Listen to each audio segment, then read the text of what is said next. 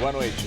Boa noite. Mais 30 pessoas são indiciadas no inquérito da Operação Lava Jato. Em depoimento à CPI da Petrobras, doleiro Alberto Youssef diz acreditar que Planalto sabia da corrupção. Dilma conversa com Renan Calheiros para garantir a aprovação de Luiz Fachin para o Supremo.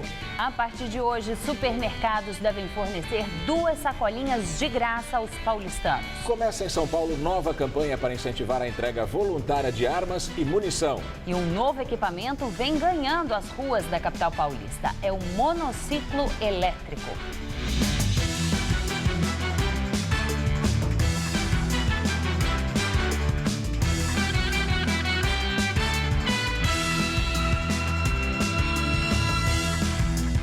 Cerca de 150 famílias foram retiradas hoje de uma área invadida em Osasco, na Grande São Paulo. Segundo a prefeitura da cidade, o terreno fica em área de risco, às margens de um córrego.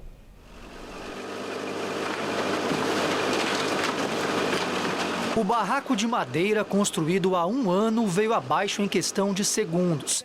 Agora, a Kátia, o marido e os 2 filhos não têm para onde ir. Eles estão querendo levar a gente para um albergue, né? Só que esse albergue é masculino e eu vou ter que ficar eu feminina com a minha filha, que é criança, mulher, e com meu filho, mas meu esposo. Isso para mim é um transtorno. A casa da Dona Maria era próxima a ser derrubada. Ela está desempregada e morava sozinha no local. A gente nunca esperava de acontecer isso assim, não. A gente dormindo, eles estão assim, já tirando, derrubando, tirando todo mundo. A operação começou às 7 da manhã na Avenida Bandeirantes, no Jardim Aliança, em Osasco. Caminhões da prefeitura foram disponibilizados para que as cerca de 150 famílias pudessem transportar seus pertences. Juntar as coisas, já levar, o que não puder, deixar aqui para jogar no lixo, levar para o lixo. Por enquanto, vamos colocar na casa do vizinho. A ordem de desocupação partiu da própria prefeitura aqui de Osasco. Segundo o governo municipal, os barracos foram construídos sobre uma área pública. Além disso, eles ficam sobre uma área de risco, bem aqui na margem deste córrego. Por isso foi necessária a remoção dos barracos. Nem sempre a chuva que alaga aqui são as chuvas decorrentes na cidade, mas vem aí da cabeceira do lado sul e acaba alagando. A prefeitura informa que os barracos surgiram há 5 meses, mas alguns moradores chegaram muito antes. O William e a Ellen, por exemplo, ergueram a casa simples de madeira há 1 ano e meio. O córrego passa muito perto da parede de trás do barraco, mas eles dizem que nunca tiveram problemas. O rio nunca transbordou, aqui é mais alto que o outro lado também dificilmente transborda, e esse lado é mais alto, nunca houve transbordamento para esse lado, nunca. Segundo a prefeitura, os desabrigados que não têm para onde ir serão encaminhados para albergues do município. O governo também informa que mantém uma política de habitação popular para famílias cadastradas. Estou perdendo meu dia de serviço, vou ter que ir para o albergue com meus filhos, pequeno de 1 ano e meio. Vou ter que ir para lá agora para quê? Para falar com o pessoal, para esperar até meia-noite, 1 hora da manhã, para ver se eu consigo dormir lá. E eu nem sei para onde vão minhas coisas. Moradores do distrito de Engenheiro Marcelac, no extremo da zona sul de São Paulo, voltam a reclamar das condições de 2 estradas de terra da região que ficam intransitáveis quando chove. Segundo os moradores, a subprefeitura de Parelheiros prometeu arrumar as vias, mas até agora nada foi feito. Na semana passada, as crianças perderam 3 dias de aulas porque os ônibus escolares não conseguiram passar pelos buracos. A expectativa para a chegada do ônibus escolar era grande. Afinal, na semana passada, os alunos perderam 3 dias de aula por falta de transporte. Na descida da torre, o ônibus estava... Eles tentaram, patinaram, chega a subir o cheiro de pneu queimado e eles não conseguiram subir. Por conta de que eles iam pôr a vida das crianças em risco. Por conta de quando desce, eles descem com o ônibus já vai e cai e não cai. E não é que hoje ele veio para ver o que o motorista e os estudantes enfrentam na estrada, fizemos o trajeto até a escola. A situação é ruim. Muitos buracos cheios ainda de água da chuva do final de semana. A estrada da Ponte Seca é a pior delas. E a condição aqui da estrada só não é pior porque os próprios moradores aqui acabam fazendo uma manutenção dela. Na semana passada, por exemplo, todo esse trecho aqui estava cheio de água e eles precisaram fazer uma canaleta para que essa água escoasse e os veículos pudessem passar. Fomos na enxada, mas não faz o serviço de uma máquina. A prefeitura um serviço de máquina seria bem mais fácil, né? Bem mais prático. O diretor da escola estadual, professora Regina Miranda Brant de Carvalho, disse que não tem autorização para gravar entrevista, mas confirmou que na semana passada, pelo menos 60 alunos deixaram de ir às aulas e que basta chover um pouco para a estrada ficar intransitável. O meu menino que estuda de manhã, ele está na 7ª série, né? E a professora não quer saber por que está faltando, por que não quer, né? Então a gente tem que ver se arruma mesmo a estrada. Chegaram a prometer, né? Prometeram, a gente foi lá 45 dias para arrumar os 3 bairros, que era Barragem, Marcilac, que é a gente aqui, e o Bosque do Sol, Estrada dos Usa. E eles não arrumaram nada. Em nota, a Secretaria Municipal de Transporte de São Paulo informou que, como a área mostrada na reportagem está localizada em uma região de preservação de ecossistemas naturais, o assunto deve ser discutido com órgãos municipais e estaduais e que a implantação ou ampliação de serviços de transporte precisam ser submetidos à análise de outros órgãos, como a CETESB e o Instituto Florestal. Começou hoje aqui em São Paulo a campanha de entrega voluntária de armas e munição, mais conhecida como Campanha do Desarmamento. Os interessados vão ter quase 40 pontos de entrega disponíveis. A iniciativa é organizada pelo Instituto Sou da Paz, em parceria com a Secretaria de Segurança Urbana e com o apoio do Ministério da Justiça. Quem quiser se desfazer de qualquer tipo de arma vai ter 38 postos, sendo 35 fixos e 3 itinerantes. Os postos fixos de entrega são postos da Guarda Civil Metropolitana. Para saber os endereços, basta acessar o site soudapaz.org/desarma-sp. Como o porte de arma não autorizado é crime, antes de levar qualquer munição ou armamento ao destino, é preciso preencher um formulário no site da Polícia Federal e imprimir a guia de trânsito. Também é necessário separar a arma da munição e embalar tudo. Quem entregar a arma irá receber uma indenização que vai de R$ 150 a R$ 450. O posto autorizado emite um recibo que permite sacar a indenização em qualquer agência do Banco do Brasil. Para fazer o descarte, não é preciso se identificar nem dizer de onde veio o armamento. Um casal foi baleado ao reagir a um assalto em São Bernardo do Campo ontem à noite. 2 criminosos abordaram o casal, mas o homem, que é policial militar, reagiu. Os assaltantes balearam o marido e a mulher. Eles foram levados para o Hospital Assunção, mas a mulher morreu. Algum tempo depois, a polícia conseguiu encontrar a dupla e houve troca de tiros. Segundo a polícia, um assaltante morreu e o outro fugiu. A partir de hoje, os supermercados de São Paulo devem dar 2 sacolinhas de graça ou desconto para os clientes. A partir de hoje, todos os supermercados da capital serão obrigados a dar 2 sacolas plásticas de graça para o consumidor. Essa decisão é fruto de um acordo entre o Procon de São Paulo e a Associação Paulista dos Supermercados, a APAS, e valerá por 2 meses. Outra medida combinada prevê desconto de 3 centavos aos clientes que trouxerem a sacolinha de casa. Mas esse benefício, que vai durar 6 meses, só vale para quem fizer compras acima de R$ 30 ou de mais de 5 itens. De acordo com a APAS e com o Procon, o objetivo é reeducar o consumidor para a nova lei das sacolinhas, que está em vigor desde o dia 7 de abril. Ela determina o uso de apenas 2 tipos de sacolas plásticas reutilizáveis. A verde, para descarte de materiais recicláveis, e a cinza, para lixo orgânico e não reciclável. Com isso, a Prefeitura espera ampliar a reciclagem na capital. Em depoimento à CPI da Petrobras, o doleiro Alberto Youssef volta a afirmar que o Palácio do Planalto sabia do esquema de corrupção na empresa.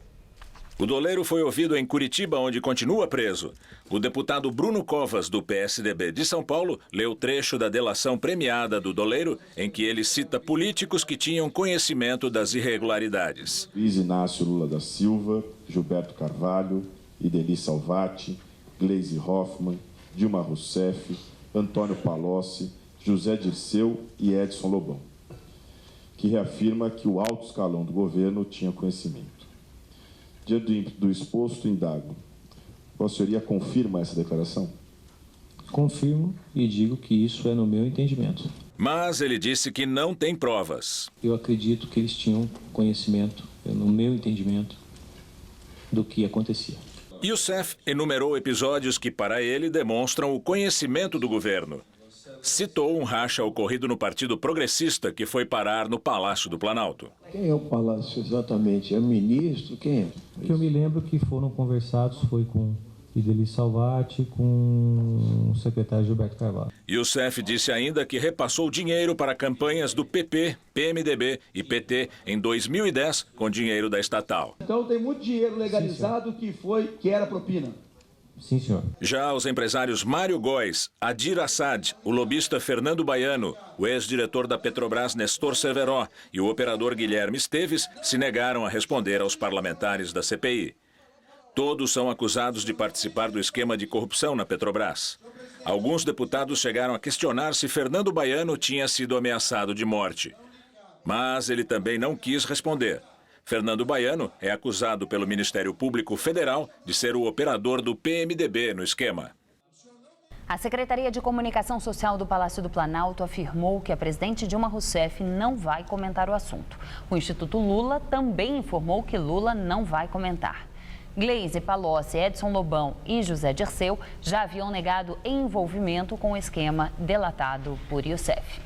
O ex-ministro Gilberto Carvalho contesta a declaração de Youssef. Ideli Salvati também contesta e diz que está à disposição da Justiça para prestar esclarecimentos. A Polícia Federal indiciou mais 30 pessoas citadas na Operação Lava Jato, entre elas 3 ex-deputados. Foram responsabilizados André Vargas, ex-PT, Luiz Argolo, Solidariedade e Pedro Correia, do PP, além de Alberto Youssef e Leonardo Meirelles, apontado como laranja do doleiro.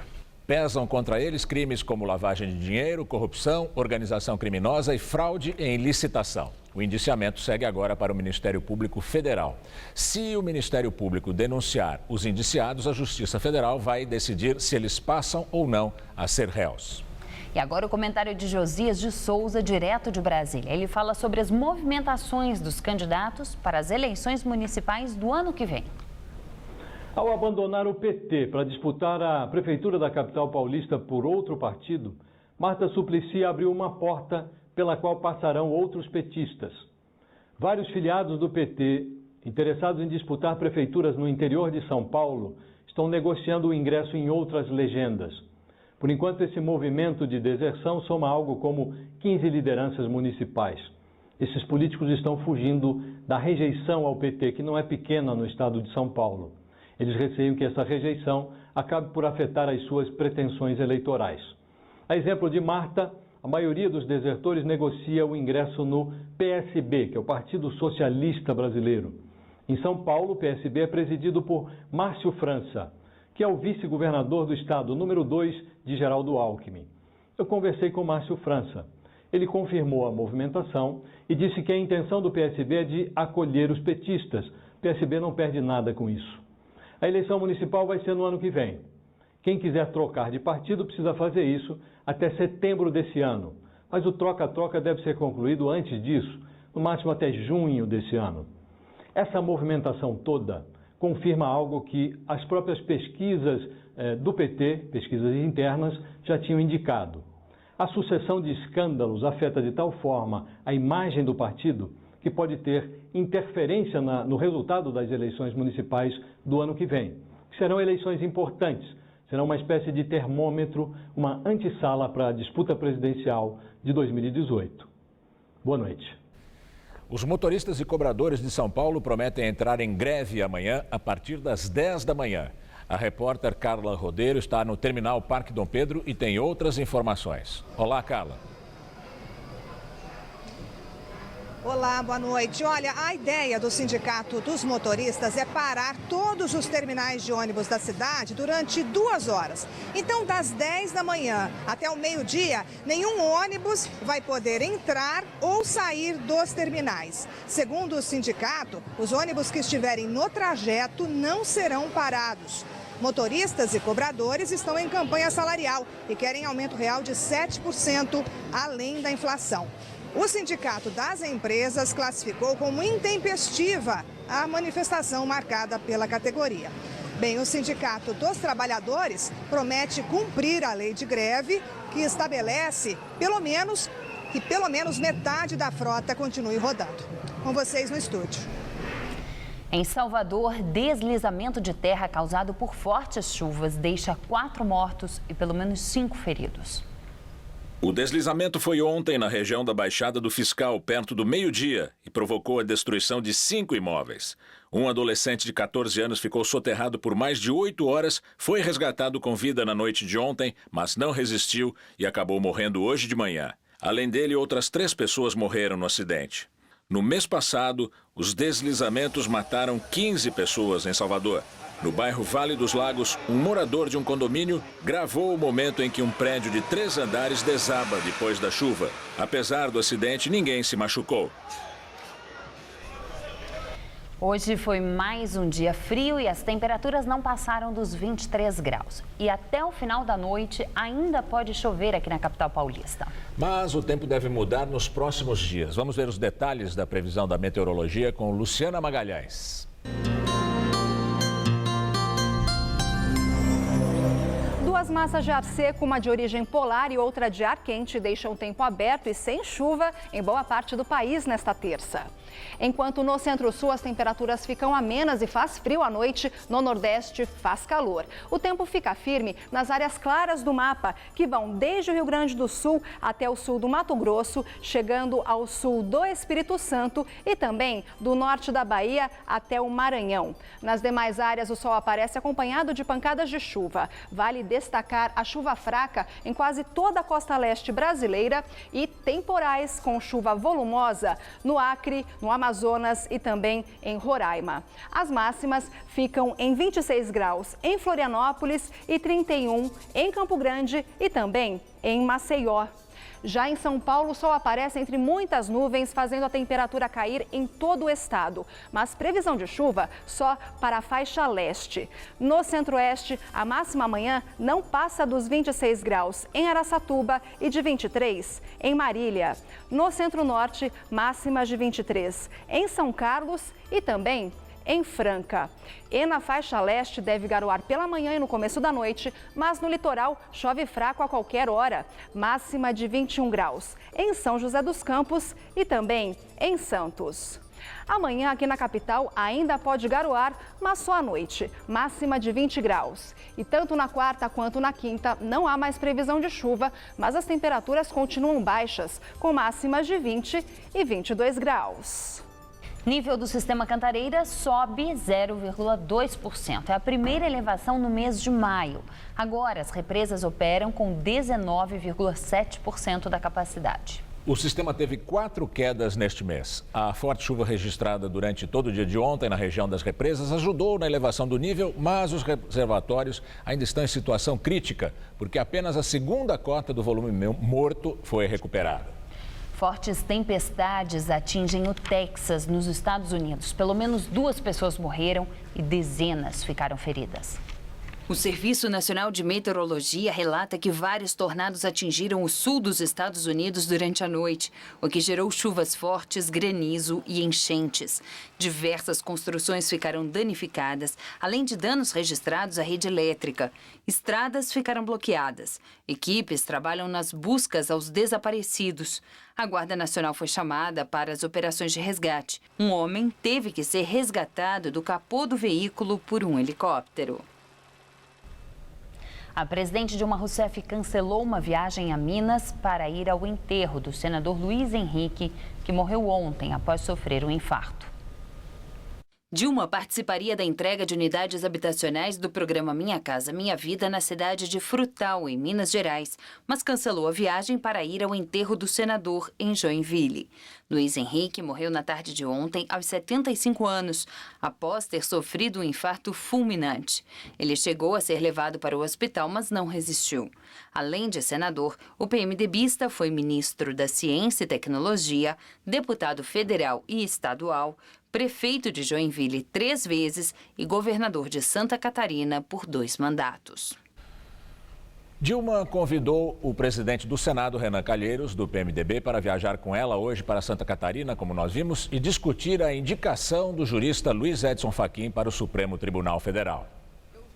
Segundo a Folha de São Paulo, Dilma queria conversar pessoalmente com Renan, pois estava preocupada com uma possível derrota do governo na votação do nome de Fachin. Ele vai ser submetido à sabatina amanhã, na Comissão de Constituição e Justiça do Senado. Fachin gravou um vídeo em que se defende de críticas por ter exercido, entre 1990 e 2006, ao mesmo tempo, a função de procurador do Estado do Paraná e a atividade de advocacia privada. Eu fui aprovado por um concurso público iniciado no primeiro semestre de 1989 e iniciado segundo o edital que se referia à lei complementar vinculada à carreira de procurador, que permitia o exercício concomitante, simultâneo, de ser advogado na Procuradoria-Geral do Estado, ou seja, ser procurador do Estado, e ao mesmo tempo a possibilidade de ter advocacia privada, evidentemente impedida, claro, de advogar, evidente, contra a Fazenda Pública e contra o Estado. O PSDB trocou seus titulares na Comissão de Constituição e Justiça em resposta às críticas de que facilitaria a aprovação de Luiz Edson Fachin. A decisão foi tomada depois que os senadores Aécio Neves e José Serra decidiram se ausentar da votação para viajar a Nova York e participar de uma homenagem ao ex-presidente Fernando Henrique Cardoso. Os dois vão ser substituídos por Aloysio Nunes Correia e Cássio Cunha Lima. E agora vamos ao comentário de política com Bob Fernandes. Na eleição, o PSDB anunciou um ajuste fiscal e o PT bradou contra. A presidente Dilma até valeu-se da frase "nem que a vaca tussa". O ajuste fiscal foi aprovado na Câmara. O PSDB, que é a favor, votou contra. O PT, que é contra, votou a favor. O ajuste terá que passar pelo Senado, onde Renan Calheiros vaza difusa insatisfação. Hábil sobrevivente, Renan quer mesmo escapar da lista do Janot. Em busca de votos para o ajuste no Senado, o vice-presidente Michel Temer distribuirá cargos cobrados pelos aliados. O principal aliado é o PMDB do Temer. O PMDB alardeia querer obrigar Dilma a ter só, entre aspas, 20 ministérios, desde, claro, que não se toque nos seus cabides de emprego e grana. Luiz Fachin foi indicado pelo governo para a vaga no Supremo Tribunal. Se noticia, como vimos, que senadores de peso do PSDB não comparecerão à sabatina do jurista. Não comparecerão porque estarão em Nova York, onde a Câmara de Comércio Brasil e Estados Unidos tornará Fernando Henrique personalidade do ano. Em favor de Fachin, discursará Álvaro Dias. Dias, senador tucano, se apresenta como feroz adversário do governo Dilma, que indicou o Fachin. Ainda Supremos. Sob chefia de Eduardo Cunha, a Câmara aprovou a PEC da Bengala. Ministros do Supremo e tribunais superiores ganharam mais 5 anos no cargo e se aposentarão aos 75 anos. Encerrada a votação, percebeu-se uma gambiarra. Gambiarra vocalizada pelo presidente do Senado, Renan Calheiros. Renan está na lista de Janot e pode vir a ser investigado e julgado por esse mesmo Supremo, assim como Eduardo Cunha. A gambiarra. Para fazer jus a mais 5 anos no cargo, juízes do Supremo teriam que passar por nova sabatina no Senado de Renan. Marco Aurélio Melo reagiu, disse: "Não me submeteria à humilhação no campo político". Enquanto isso, em São Paulo, o PSDB indicou o deputado Telhada para a Comissão de Direitos Humanos. Coronel, ex-comandante da Rota, Telhada tem no seu telhado 36 mortos em, abre aspas, ação policial. Boa noite.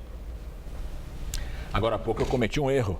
Como disse errado o nome do senador por São Paulo do PSDB. O nome correto dele é Aloysio Nunes Ferreira. A indicação do Coronel Telhada para a Comissão de Direitos Humanos da Assembleia Legislativa de São Paulo enfrenta resistência dentro do PSDB, partido do parlamentar. A juventude do PSDB paulista e movimentos que defendem direitos das minorias ligados ao partido divulgaram uma nota pedindo que o PSDB reveja a indicação. O PSDB tem direito a 3 vagas na comissão. Segundo o jornal Estado de São Paulo, a liderança do partido na Assembleia diz que vai manter Telhada na comissão. Telhada foi comandante da Rota, o batalhão que mais mata na Polícia de São Paulo. Um equipamento diferente tem chamado a atenção de quem anda pelas ruas e parques de São Paulo. É um monociclo elétrico que não tem guidão e funciona com o movimento do corpo. Há 6 meses, Emanuel não consegue sair nas ruas sem ser percebido.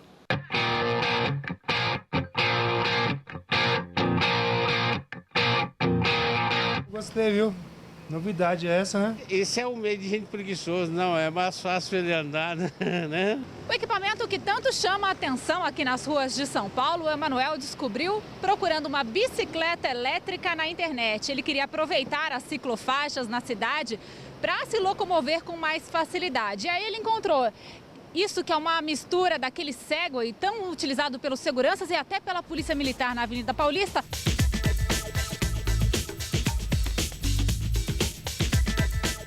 E também, por que não, aquele skate do filme De Volta para o Futuro. Você se sente mesmo flutuando nisso? Eu me sinto. O pessoal também acha que eu estou flutuando, né?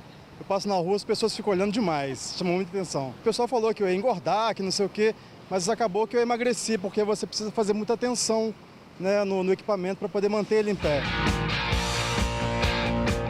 O monociclo é importado, custa cerca de R$ 2.600. Por ser um equipamento novo, ainda não há legislação específica. Emanuel usa sempre para trabalhar e diz que nunca teve problemas para circular nas calçadas e ciclofaixas. Ele é analista de mídias sociais na Câmara Municipal de São Paulo.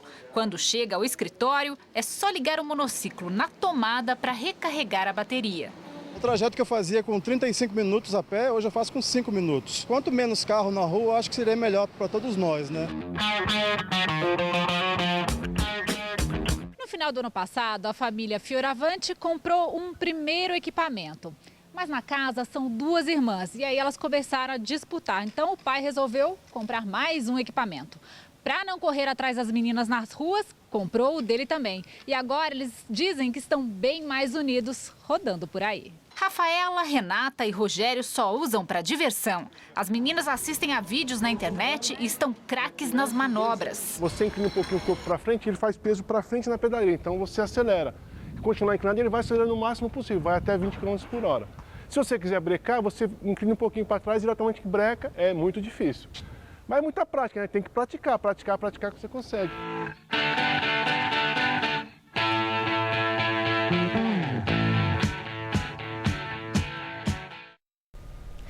Pela quarta vez consecutiva, o mercado financeiro estima a inflação maior e retração do PIB para este ano.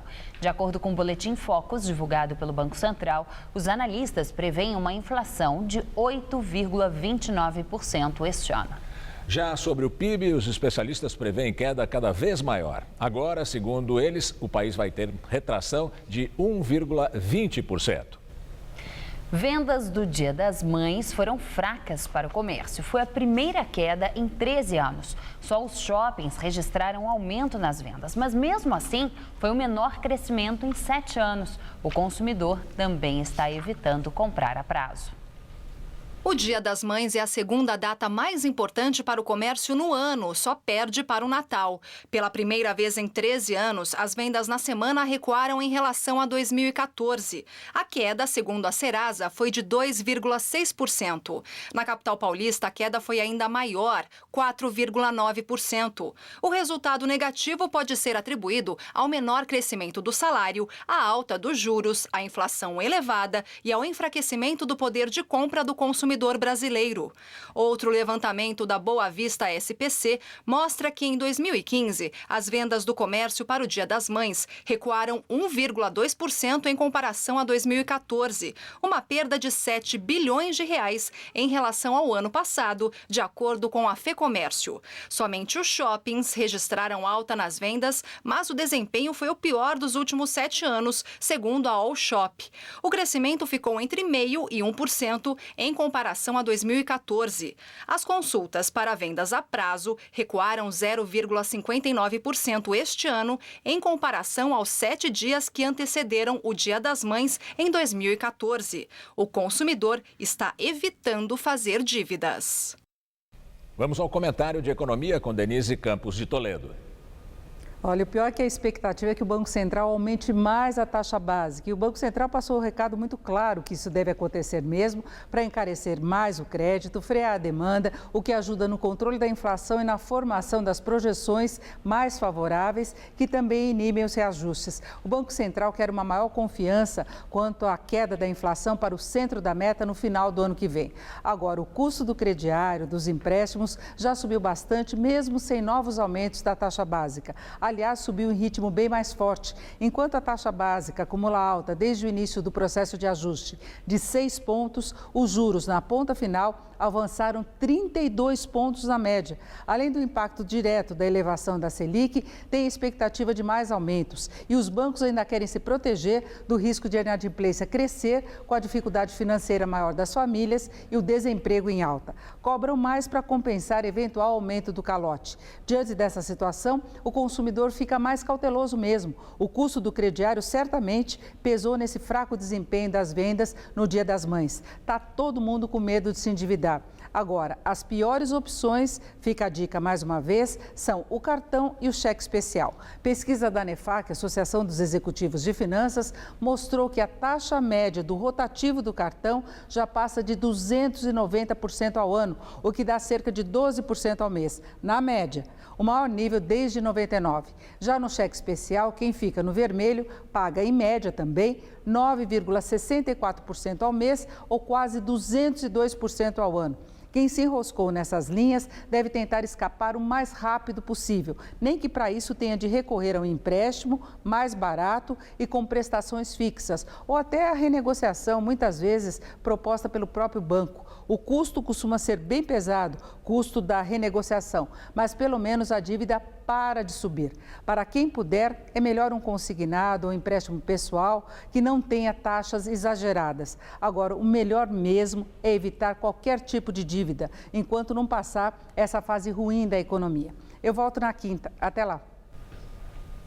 A crise na indústria automobilística afetou também a Ford. A empresa colocou 2.400 funcionários da fábrica de São Bernardo do Campo, na ABC Paulista, em férias. Outros 200 estão em regime de suspensão temporária de trabalho.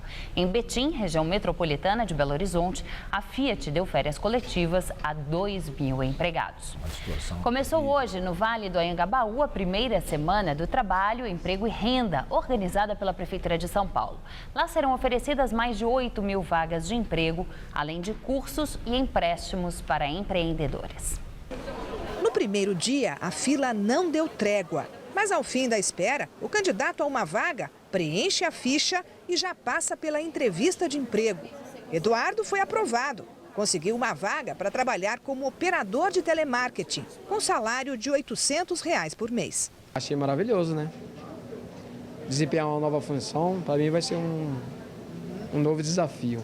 A Feira do Emprego, montada no Vale do Anhangabaú até sexta-feira, está aproximando o trabalhador desempregado de quem está em busca de mão de obra. 16 empresas oferecem 8.000 vagas nas áreas de limpeza, vigilância, construção civil, alimentação. É uma oportunidade excelente, é onde a gente consegue, em um único lugar, ter um número muito grande de participantes, de candidatos. A gente consegue fazer um processo seletivo muito mais rápido, muito mais focado e já encaminhar diretamente para o exame médico. Então, para eles é muito bom, porque o processo fica muito mais rápido, dinâmico, e para nós também, porque a gente consegue aprovar um número muito maior de pessoas, que com certeza, com a minha área de convocação, minha área interna, eu não iria conseguir esse número tão grande de pessoas. Quem já tem um pequeno negócio, mas trabalha na informalidade, aqui recebe ajuda de graça para abrir uma empresa. Então é gente que vende roupas, cosméticos, manicure, cabeleireiro, promotor de eventos. A única exigência é que esse negócio fature até R$ 60.000 por ano. Paulo trabalha com computação gráfica. Em casa, elabora panfletos e embalagens de produtos. Hoje, já vai sair daqui com o CNPJ de microempreendedor individual. A vantagem seria que eu vou emitir nota fiscal, né? A empresa ela vai estar firmada no mercado de uma forma mais correta, né? Hoje você não pode nem emitir nota? Hoje eu não posso emitir nota porque eu não tenho a firma formalizada, né? Você perde negócio por causa disso? Perco bastante negócio. Marcos, que faz manutenção em equipamentos eletrônicos, já tem uma empresa. Ele veio em busca de um empréstimo. R$ 4.000 é o limite oferecido ao microempreendedor com juros menores, de 2,4% ao mês, numa linha de crédito da Caixa Econômica Federal. Marcos precisa do dinheiro para ampliar o próprio negócio. Eu vou comprar novos equipamentos e atender novos clientes com isso e aumentar a capacidade de atendimento da empresa. E o seu faturamento? Também. Eu posso conseguir, com isso mais para frente, mudar a empresa para um simples e com isso empregar mais pessoas. A primeira feira do Trabalho, Emprego e Renda vai até sexta-feira, das 8 da manhã às 5 da tarde. Os interessados nas vagas devem levar RG, CPF, carteira de trabalho e o número do PIS. Caso não tenha os últimos 2 documentos, o candidato poderá tirar a segunda via na hora, levando 2 fotos 3x4. Vamos agora à entrevista do dia com Rodolfo Gamberini. Nosso convidado hoje é o deputado estadual Edmir Chedid, do Democratas. Ele é advogado, está no 6º mandato na Assembleia Legislativa de São Paulo e é presidente da Frente Parlamentar da Reforma Política. Boa noite, deputado. Obrigado por ter vindo ao Jornal da Gazeta. Boa noite, Gamberini. Eu que agradeço. Boa noite, Juliana. Essa Frente Parlamentar da Reforma Política, porque se fala muito em reforma política, né? É difícil saber o que as pessoas entendem por reforma política e o que se quer como reforma política. O senhor acha que essa frente vai conseguir tirar um documento que seja um pouco a expressão dos paulistas, ou pelo menos dos políticos paulistas? Olha, nós vamos procurar levar para o Congresso agora na próxima semana a proposta que saiu dessa reunião que fizemos no dia 13 passado, né? O relator da proposta da PEC esteve em São Paulo, prestigiou, tivemos mais de 20 deputados federais, uns 40 estaduais, CNBB, OAB, foi bem representativo. Mas o que a gente vê muito lá, Roberto, é que cada um quer fazer a reforma política que lhe convém. Então, se nós temos 513 deputados lá em Brasília, cada um quer fazer da forma que melhor lhe convém. Agora, um político, quando parte para uma reforma política, ele está pensando na sociedade ou está pensando nele político? O político não seria o caso de uma assembleia temporária para uma reforma política? Porque é evidente que o político vai legislar em causa própria. Ninguém vai me dizer que não. Sem dúvida. Cada partido está legislando em causa própria e esse é o grande debate. Eu acredito que a reforma política não avance muito. Ela vai avançar um pouco em função de todas essas manifestações, o repúdio popular aos políticos, principalmente aqueles que estão envolvidos na corrupção. Mas é difícil. O Congresso, o PMDB pensa no distritão, né, que eu acredito ser uma forma mais inteligente. No voto distrital misto, é isso? Não, na verdade o distritão, como ele é chamado, é o voto direto. Os deputados mais votados seriam os eleitos, os vereadores também. Por exemplo, São Paulo tem 55 vereadores. Os 55 mais votados, independente de partido ou de coligação, estariam eleitos. Né? E assim sucessivamente. Então nós acabaríamos com o voto proporcional. Como é hoje, o que eu acho, eleitoral. Eu acho que é importante. Você tem deputado que teve 1,5 milhão de votos para deputado federal e deputado federal eleito com menos de 30 mil votos. É a representatividade popular. A gente deixa de prestigiar um pouco os partidos políticos, que hoje já também não são prestigiados, né? Eles buscam muito lá todo aquele recurso financeiro do fundo partidário, mas na verdade esse recurso não é distribuído para fazer partido em lugar nenhum. Esse dinheiro fica lá em Brasília. Ter um partido hoje no Brasil parece ser um bom negócio, né? Olha, por isso que nós temos aí mais de 30 partidos e tantos outros se formando. É um absurdo, né? Olha, eu acho um absurdo. Eu acho que nós tínhamos que restringir. Não existe tantas ideologias assim, né? Claro que não bipartidarismo como já tivemos no passado. Bipartidarismo é coisa de ditadura, querendo dizer que não é ditadura. Exatamente. Mas uma dúzia de partidos dá para acomodar todo mundo, né? O senhor não acha que nesse quesito as ruas têm razão quando mostram esse repúdio aos partidos políticos como eles são hoje? A gente sempre fala, mas na democracia é difícil, é impossível fazer democracia, é impossível legislar e fazer qualquer coisa na vida pública sem partidos, o que é verdade. Mas o que nós temos hoje é arremedo de partido. Nós não temos um partido de direita, nós não temos um partido de esquerda, de centro. Nós não temos partidos, nós temos associação de interesses. Exatamente, eu concordo. Concordo, eu estou desde 1988 no PFL, democrata, são 26 anos de vida pública, e o que nós vemos é a transformação, inclusive do meu partido, que tinha uma linha de conduta, surgiu de uma frente num momento difícil que o país passava, e depois se transformou num partido de oposição, que ora é oposição, ora é situação. Nós vimos agora na reforma econômica, nessa votação. É preciso mudar, mas eu não acredito que as mudanças sejam tão consistentes quanto otimista. Todos nós desejamos. Agora, um outro veneno que nós temos na política brasileira é esse presidencialismo de coalizão. Então, o presidente, para se manter no poder, ele precisa fazer coalizão e faz aliança de jacaré com banana, né? Quer dizer, é um negócio... E o macaco fica fora. É muito maluco isso? Muito maluco. Isso vai continuar? Olha, tem que acabar. Eu acho que a grande discussão nisso tudo é ter uma administração diferenciada. A repartição de cargos públicos, a nomeação, os interesses políticos e econômicos de mando são muito grandes, principalmente em Brasília. Aqui em São Paulo você já vê uma coisa mais diferenciada. O Geraldo já procura técnicos, o secretário que é de um partido, ele não indica o pessoal. Mas ele tem uma coalizão esmagadora na Assembleia Legislativa de 94 deputados, ele tem 80. Ele tem uns 70 e poucos, né? Que também ora votam, ora não negociou votam, bem isso aí. Negociou. Mas é uma forma diferenciada. Você não vê tantos abusos, você não vê na Assembleia Legislativa tantas denúncias de corrupção de deputados, uma ou outra de vez em quando. O que acontece acaba caçando, voto aberto. Diferente de Brasília, até eleição lá é voto fechado para presidente da Câmara Federal.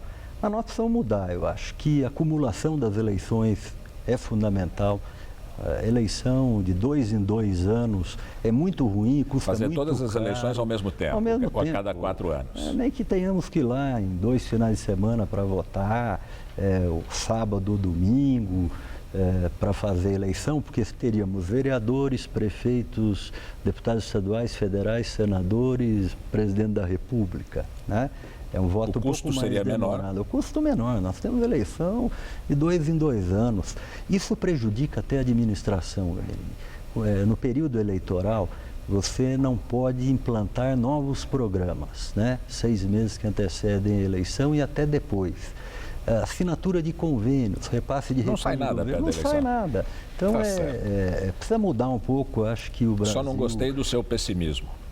O pessimismo é a realidade. Nós estamos até ouvindo que o relator da PEC vai ser substituído, porque é um relator do PMDB e o PMDB não concorda com o posicionamento dele no voto distrital misto. E o Eduardo Cunha quer tirá-lo. Ele quer tirá-lo. Mas nós esperamos que a acumulação das eleições possam ser aprovadas, o fim da reeleição, que é importantíssimo, né? Precisa oxigenar o político, precisa estar oxigenado. Foi Fernando Henrique quem fez a reeleição. Tá certo. Tá bom. Eu agradeço a sua entrevista. Queria falar alguma última coisa? Não, eu acho que o grande tema que se discute muito lá é o financiamento de campanha. Pois é, a gente não teve tempo de falar disso, mas rapidamente, na sua opinião, deve ser o quê? Financiamento público ou mantém-se o privado? Eu acho que o público é importante, mas o privado através de pessoa física e não de empresa.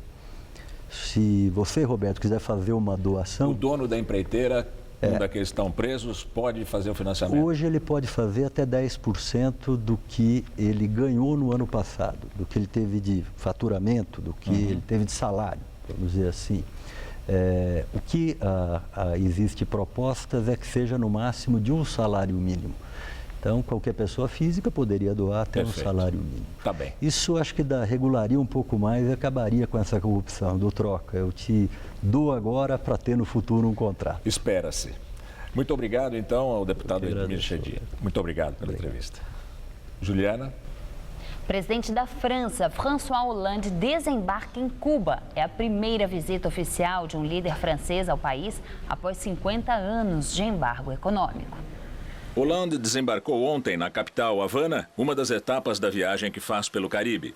Além do encontro previsto para hoje com o presidente de Cuba, Raul Castro, François Hollande já se reuniu com o arcebispo de Havana, Jaime Ortega. O presidente francês também participou da inauguração da nova sede da Aliança Francesa em Havana. Ontem, o presidente cubano, Raul Castro, se encontrou com o Papa Francisco no Vaticano. Castro elogiou o Papa por sua sabedoria e modéstia.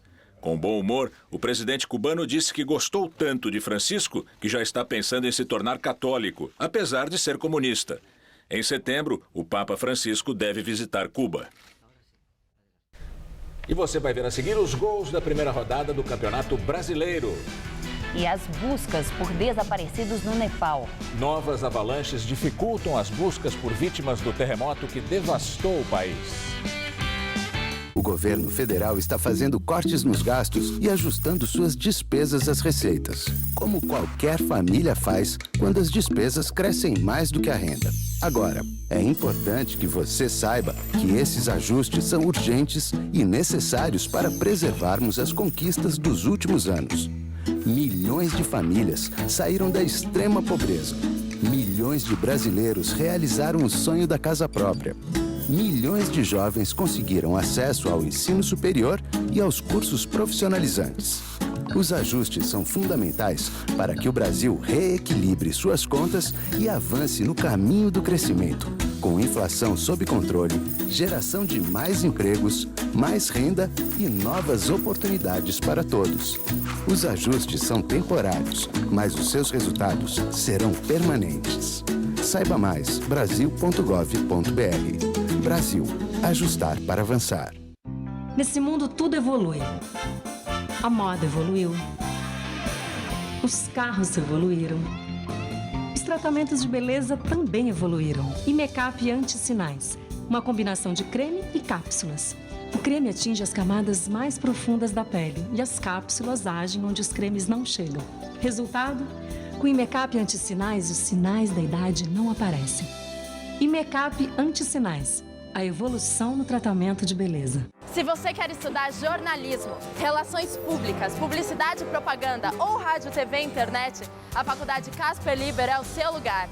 Quer conhecer? Eu te levo! Aqui a gente aprende na sala de aula e também em laboratórios de rádio, fotografia, edição de imagens e estúdios de TV. Você também pode colaborar em revistas, sites, programas de TV e rádio laboratoriais. E tem oportunidade de estágio dentro da Fundação Casper Liber. São mais de 60 anos de tradição numa localização incrível. Faculdade Casper Libero, formando os melhores profissionais da comunicação. Quer saber mais? Acesse nosso site.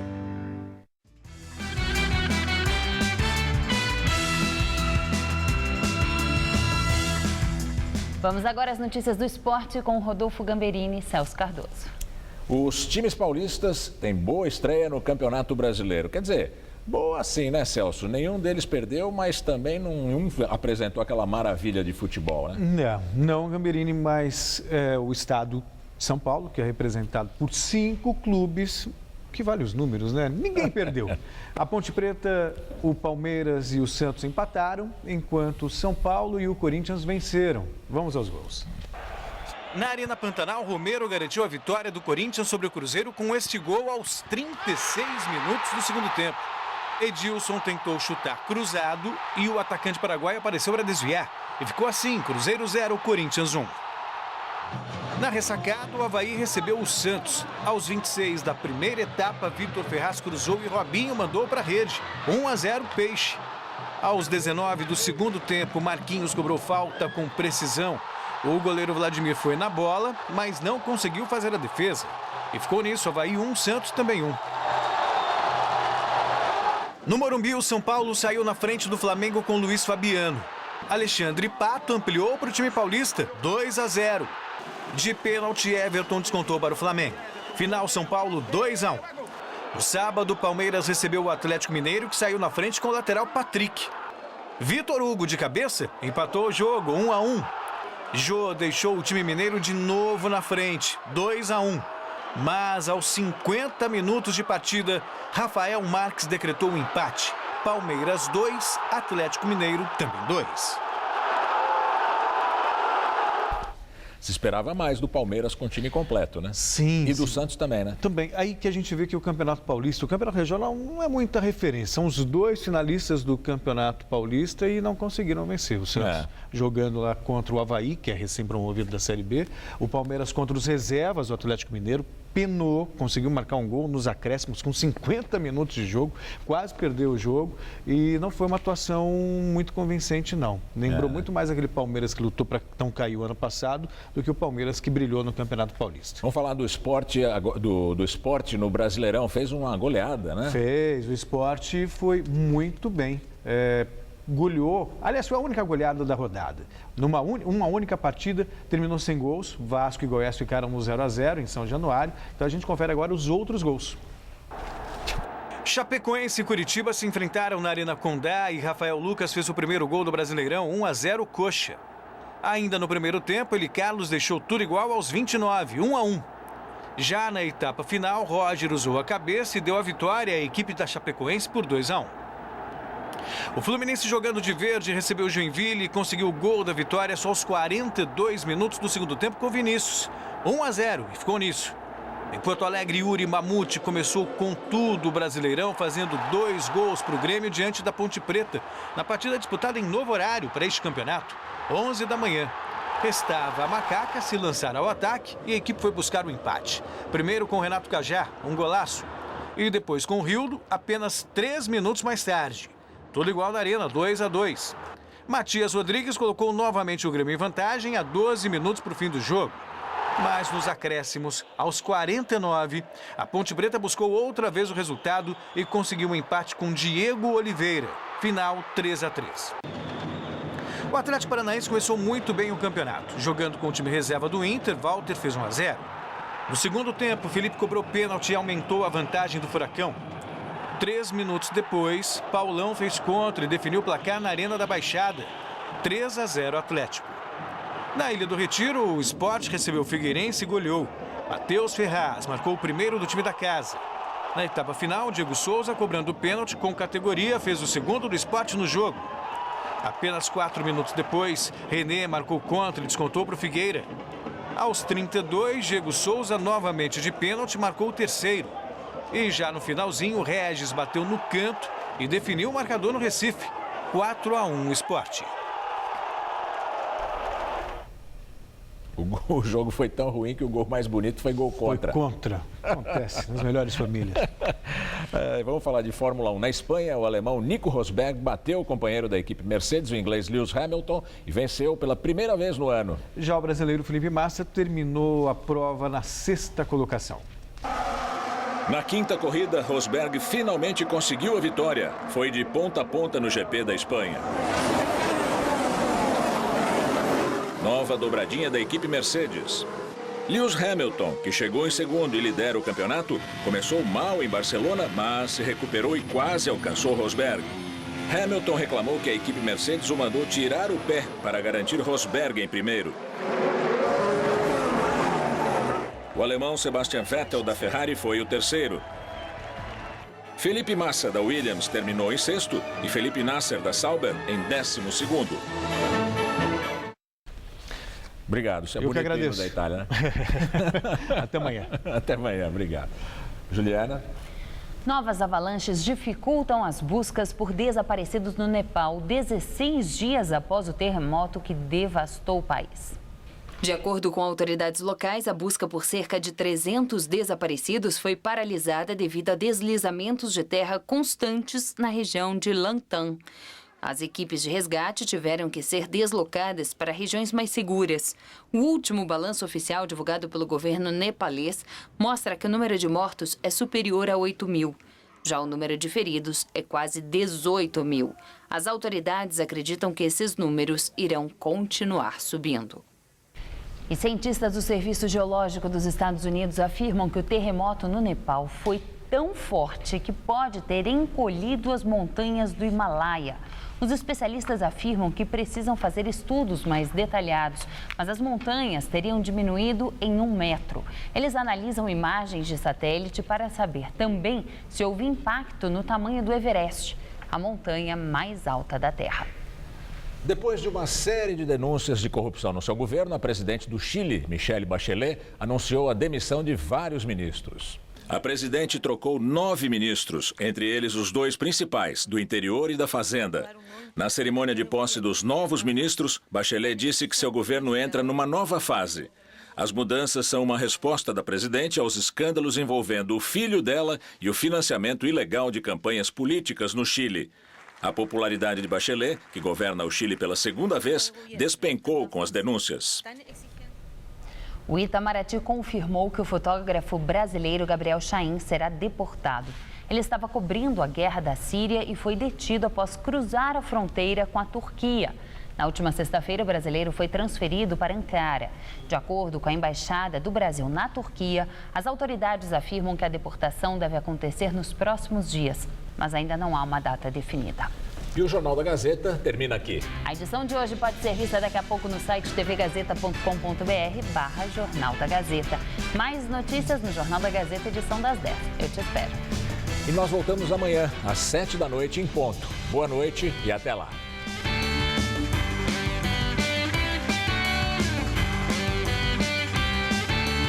Hoje, 10h30 da noite, o Todo Seu comenta o que marcou uma importante premiação da indústria musical.